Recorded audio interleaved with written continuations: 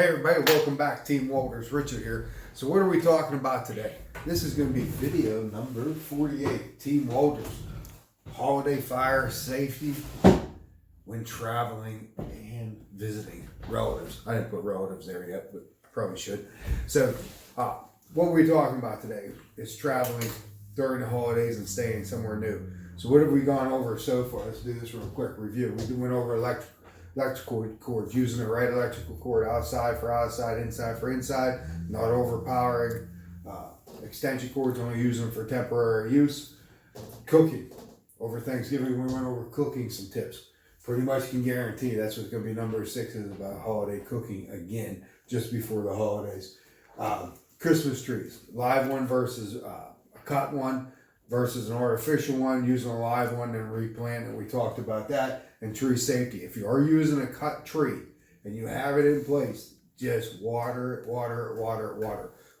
every day. Even if you don't need it, put water in it.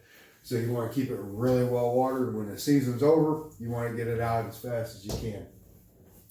Most Christmas tree fires happen after Christmas because people forget to keep watering them. Take care of them. If you can pull it and it's dry and the pine needles are falling off, get it outside and get rid of it. So candles, using candles, safeties for candles. It's one of the biggest causes of fire in the holiday season. Biggest day for candle fires or fires that started from candles are Christmas Day, New Year's Eve, and New Year's Day. So today we're going to talk about travel. Why am I talking about travel? A lot of people don't stay home for the holidays. They go here, they go there, they go everywhere. They stay with relatives. When you're out, you're staying at a hotel or motel, or you're staying with relatives, or you're going to a rental property. What are those called now? I forget where you rent off people that rent their house out to people. I have to look that up. I should have probably looked that up before I said it, but I didn't. Hey, it happens. So whenever you're staying at a rental property, relative's property, or anything like that, is you want to go over your emergency exit plan. No one way in, 2 ways out. Same place if you stay somewhere at a hotel, motel, relatives, or a rental property. That's what you want to do. You want to make sure you go over your exit plan with your kids, where your meeting place is, and the emergency number if it's not 911. So that's what you want to do. So if you do that, my son's distracting me behind it. He's running the camera for me today. I gave him a shout out. That's why I threw the marker out. He was distracting me. So we're going to get back into this. So you want to have the emergency exit plan in play, where you're going to meet at. Know the local number if it's not 911, whatever the number is. If you're staying with relatives, I feel your pain. I'm only kidding. I did it for years. We stayed with relatives. Sometimes it can be fun. Sometimes it can be a little bit more stressful because you're under a different house, different set of rules and stuff like that. But you want to have an exit plan. Wherever you're staying, you want to make sure you have working smoke detectors or fire alarms. And working CO alarms. If you're staying at a hotel or a motel or a rental property, you want to check at, come up with an emergency exit plan. Same safety things apply as if you're at home. Close before you doze. Keep your door shut when you're sleeping at night. Make sure the Christmas tree, wherever you're staying is, if you're staying at a relative's house, make sure you're unplugging and not using candles carelessly. And then the cooking. Take the safety tips with you as you travel. So if you're staying at a rental place, you want to know, everyone knows the address. It might sound silly, but if you're renting a house somewhere, you don't know it. A lot of times we stayed one in Florida. Was it last year or 2 years ago in Miami? We stayed at one at that house that had the swimming pool in the sun. Remember that one? Yeah, big shout out to Joy. She's running my camera today. I'll tell you what, a little shout out, a little side note here is we had basketball all this week. And these kids, these 7th graders, they did a heck of a job. I was at the school Friday, Saturday, and today I went for a swim test, for an annual swim test for the water rescue team that I'm on. Every year we have to swim 300 yards in under a certain amount of time. We have to tread water for 10 minutes and go over some skills to do that. So I've been at the school for this whole weekend, every day, Friday, Saturday, Sunday. But getting back to it, the 7th graders, they did a heck of a job. They played hard, played 2 games Saturday, 1 Friday. They played 3 games during the week. So these boys are really pushing. They got 3 or 4 games this week. So it's just awesome watching these kids grow. That was on the side note. We'll get back to the fire safety here. So if you're staying in a rental property, make sure you know the address, the local emergency number if it's not 911. And if you're staying at a rental place, Same thing. One way in, two ways out. You want to make sure everybody goes over the emergency exit plan, where you're meeting, the local number. Make sure if you're staying at a rental, you have working smoke alarms on every level and every sleeping area, and they're working. Okay, if they're not working, get a hold of a contact person for the rental, and maybe you have to go get batteries or whatnot, figure that out. But make sure you have working smoke alarms, because we want to get you alerted and get you out of the house. Remember, close before you doze.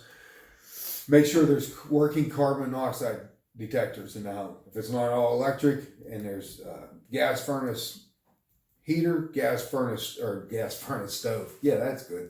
Or if there's a gas stove, you want to make sure you have a CO alarm in the house and that it's working. Make sure all the doors and windows open so they lead outside so you can get out. If that's part of your emergency exit plan, I just like to make sure all the windows are working. There's a link below that I put when we did the Cedar Point. That was part of our exit plan when we did that. When we went to Cedar Point, went over that.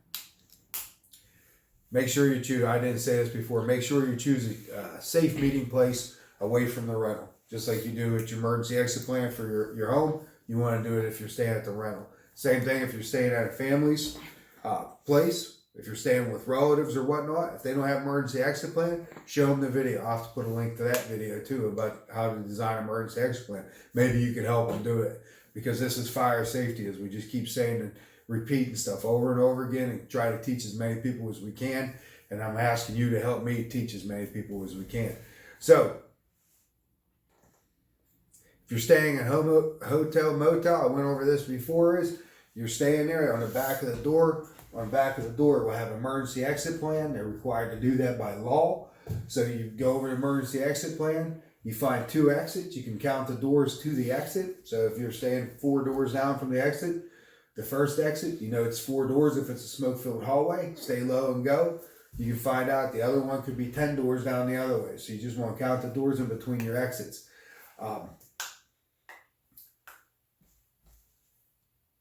Find a fire alarm on your floor. Most hotels that have fire alarms will have a pull station on there. You want to locate that in case you have a situation, a fire or something, and you see it, you notify it, you can pull that bell.